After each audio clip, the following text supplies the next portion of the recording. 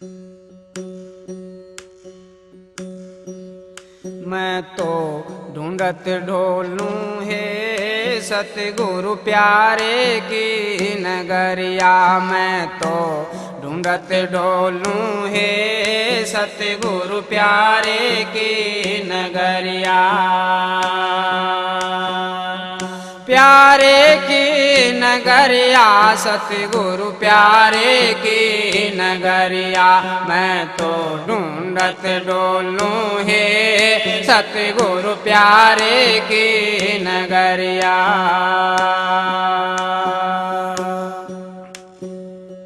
जंगल बस्ती शहर में घूमी, जंगल बस्ती शहर में घूमी, बड़ी बड़ी विपदा मन झेली, बड़ी बड़ी विपदा मन झेली। पाई नहीं मन प्यारे की डगरिया, पाई नहीं मन प्यारे की डगरिया। मैं तो ढूंढत डोलूं है सतगुरु प्यारे की नगरिया।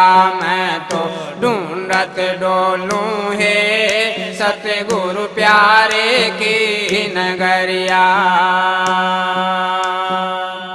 प्यारे की नगरिया सतगुरु प्यारे की नगरिया। मैं तो ढूंढत डोलूं है सतगुरु प्यारे की नगरिया।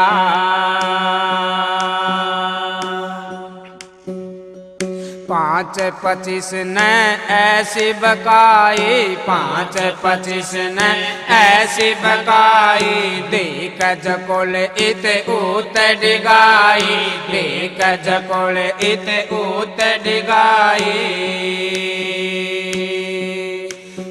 मैं तो खाली रह गई है पढ़ के भूल भरमिया। मैं तो खाली रह गई है पढ़ के भूल भरमिया। मैं तो ढूंढत डोलूं है सतगुरु प्यारे की नगरिया। मैं तो ढूंढत डोलूं है सतगुरु प्यारे की नगरिया। प्यारे की नगरिया सतगुरु प्यारे की नगरिया। मैं तो ढूंढत डोलूं है सतगुरु प्यारे की नगरिया।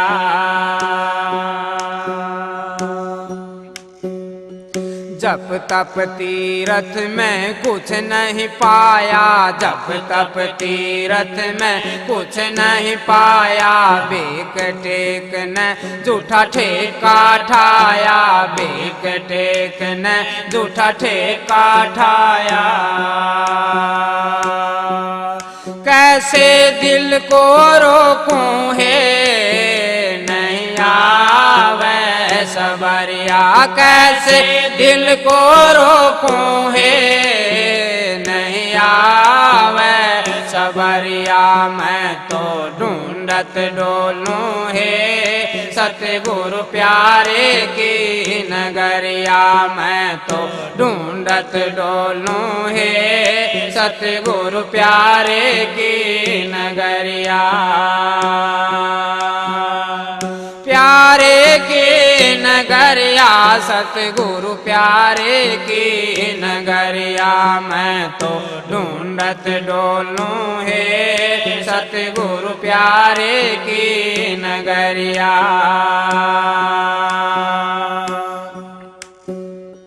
वेद कतेब में पढ़ा पुराना, वेद कतेब में पढ़ा पुराना, पाया नहीं रे कोई चिन्ह ठिकाना, पाया नहीं रे कोई चिन्ह ठिकाना। चारों दिशा दुड़ाई है मैं अपनी नजरिया, चारों दिशा दुड़ाई है मैं अपनी नजरिया मैं तो ढूंढत डोलूं है सतगुरु प्यारे की नगरिया मैं तो ढूंढत डोलूं है सतगुरु प्यारे की नगरिया प्यारे की नगरिया सतगुरु प्यारे की नगरिया मैं तो ढूंढत डोलूं है सतगुरु प्यारे की नगरिया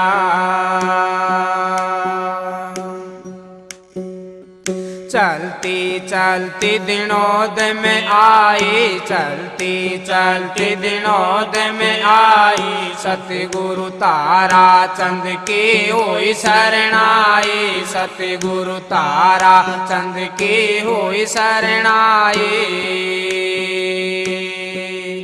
उनसे कंवर न पाई है निज घर की खबरिया उनसे कंवर न पाई है निज घर की खबरिया मैं तो ढूंढत डोलूं है सतगुरु प्यारे की नगरिया मैं तो ढूंढत डोलूं है सतगुरु प्यारे की नगरिया प्यारे की नगरिया सतगुरु प्यारे की नगरिया मैं तो ढूंढत डोलूं है सतगुरु प्यारे की नगरिया गुरु ध्यान धरो तुम मन में गुरु नाम सुमर छिन छिन में ध्यान धरो तुम मन में गुरु नाम सुमर छिन छिन में गुरु ध्यान धरो तुम मन में गुरु नाम सुमर छिन छिन में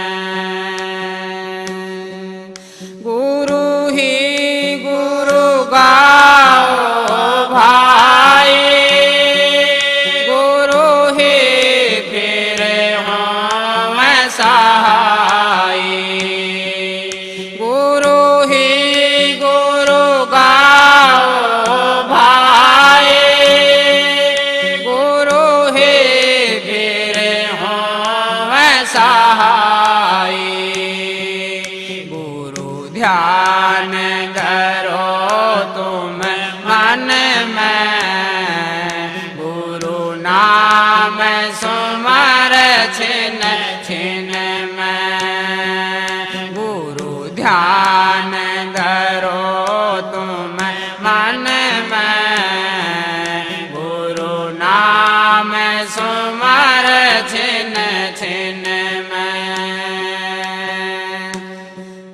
जितने पद ऊंचे नीचे गुरु बिन कोई नहीं पहुँचे जितने पद ऊंचे नीचे गुरु बिन कोई नहीं पहुँचे गुरु ध्यान धरो तुम मन में गुरु नाम सुमर छिन छिन में गुरु ध्यान धरो तुम मन में गुरु नाम सुमर छिन छिन में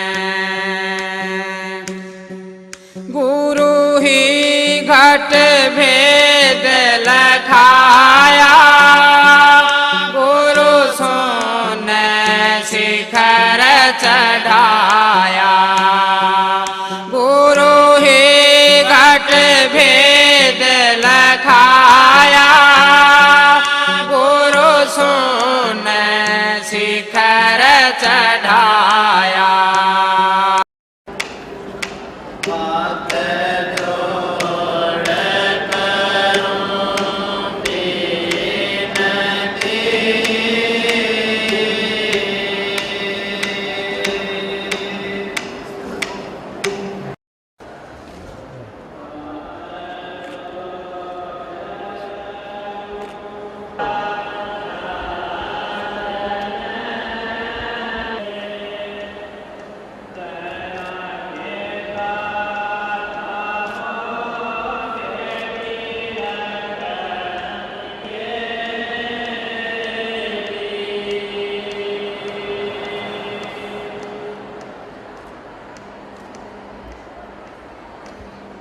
निवेदन है, गुरु महाराज पंडाल में साध संगत के समक्ष विराजमान हो चुके हैं। आप यथास्थान शांतिपूर्वक बैठ जाइए। आज विश्व के महानतम व्यक्तित्वों में से एक परम संत हुजूर ताराचंद जी महाराज जी का 86वां अवतरण दिवस साध संगत गुरु महाराज की रहनुमाई में, उनके आशीर्वाद में मना रही है। इस पावन अवसर पर मैं राधा स्वामी सत्संग दिनोद की तरफ से सभी गुरु प्रेमियों को हार्दिक बधाई देता हूं।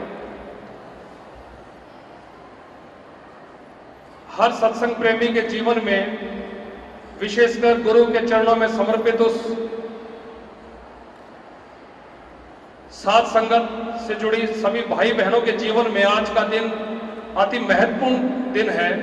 ऐसे महान विलक्षण परम संत और ऐसे बिरले गुरुमुख की रहनुमाई में, ऐसे बिरले गुरुमुख के आशीर्वाद के तले हम इतने महफूज हैं, हम इतने सुखी हैं, जिसको हम अपने शब्दों में बयां नहीं कर सकते। राधा स्वामी, राधा स्वामी दयाल की दया, राधा स्वामी सहाय, राधा स्वामी। प्यारी साध संगत जियों, बुजुर्गों, माताओं, बहनों, भाइयों, नौजवान साथियों, बच्चे, जितने भी सत्संग लाभ के लिए आप पधारे हैं, आपको लगभग जानकारी है इस बात की। भाई हरकेश ने बता भी दिया था कि आज हमारे हजूर परम पुरुष पूर्ण धनी परम संत ताराचंद जी महाराज का 86वां अवतरण दिवस है। आज से 86 साल पहले इस धरा को पावन करने के लिए, भटके हुए जीवों का रास्ता दिखाने के लिए और काल की जेल में बंद जीवों को जन्म मरण से मुक्त करवाने के लिए अवतरित हुए। एक साधारण से परिवार में पैदा हुए, कोई नई बात नहीं। संत महापुरुष जितने भी आए, ऐसी जगह में ही प्रकट हुए कि जहाँ पर या तो पाप, अधर्म, अज्ञान का बोलबाला होता है। संतों की ना कोई जाति होती है, ना उनका कोई धर्म होता है और ना ही किसी प्रदेश विशेष के होते हैं। वो पूरी संसार के कुल जीवों के लिए आते हैं। यही नहीं है कि वो संत मनुष्यों को ही ज्ञान देते हैं। पूर्ण पुरुष परम संत जो आते हैं, जिस रूप में भी जो जीव उनके दर्शन कर लेता है, उनसे कोई प्रसाद ग्रहण कर लेता है, उनका कोई भी अंग छू जाता है, जिन पर भी उनकी दृष्टि पड़ जाती है, उसको वो पावन बना देते हैं। मनुष्य मात्र का तो इतना है कि वो नाम, दान, ज्ञान कहो या उस मालिक का भेद लेके करनी करके 84 से छूट जाते हैं। लेकिन जो दूसरे जीव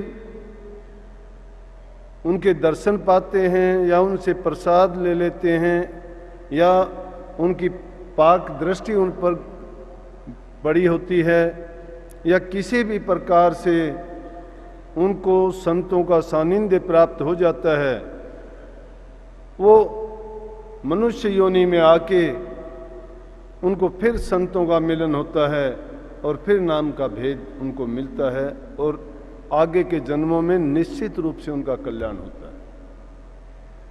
ये हमारा भाग्य कहो।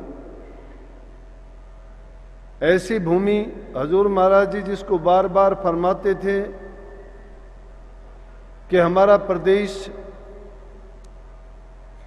हिंदुस्तान में पिछड़ा हुआ था, आर्थिक दृष्टि के साथ साथ धर्म के मामले में बहुत ही पिछड़ा हुआ था,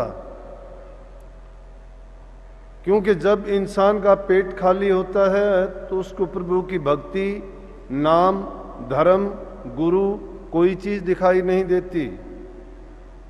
और आज से 80 साल पहले आप अच्छी तरह से सोच सकते हैं कि हमारी क्या अवस्था थी। उसके कुछ समय बाद का भी हमें जो अवसर देखने को मिला, आज से जब तुलना करते हैं तो पता लगता है कि हम बहुत पिछड़े हुए थे। तो हजूर महाराज जी का कहना ये था,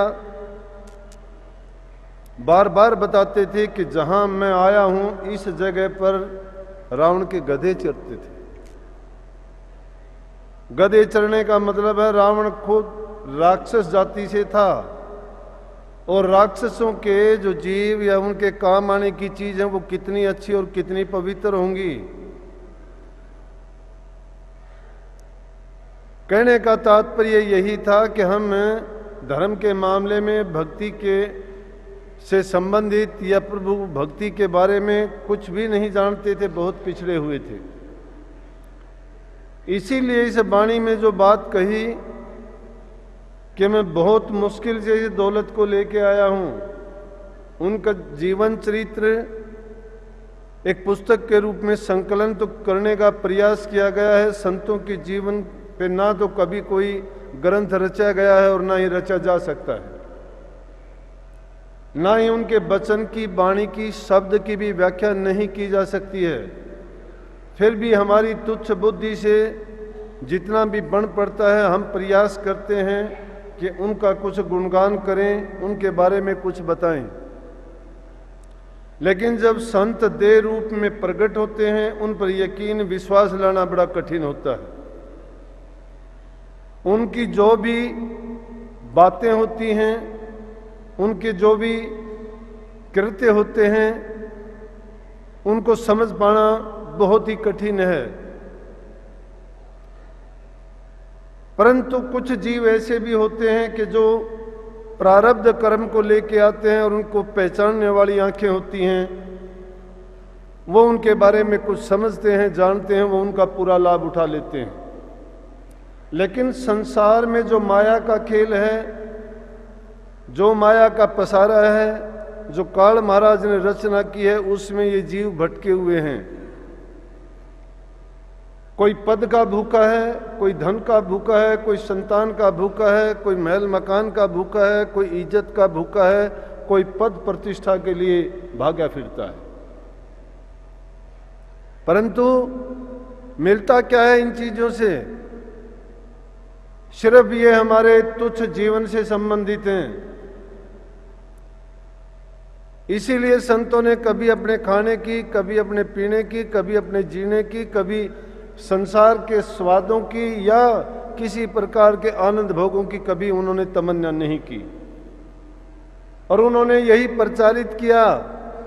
और जब कभी मौका मिला तो तप का, त्याग का, साधना का और नाम का और भक्ति के सिवाय दूसरा कोई उपदेश नहीं किया। लेकिन आज समाज की हालत अगर देखते हैं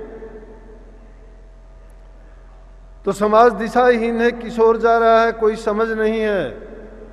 हमारे देखते देखते हमें पता भी है कि जिसका अंत बुरा होना है, और फिर भी हम सुधार की ओर नहीं चलते हैं। तो ऐसे वक्त में उन महापुरुषों की सच्ची श्रद्धांजलि उनकी क्या होती है कि उनकी शिक्षाओं पर, उनके बताए हुए मार्ग को पुनर्जीवित करके उनको अपने जीवन में अपना के अगर हम चलते हैं तो समझो कि उनको पूर्ण रूप से याद किया जाता है।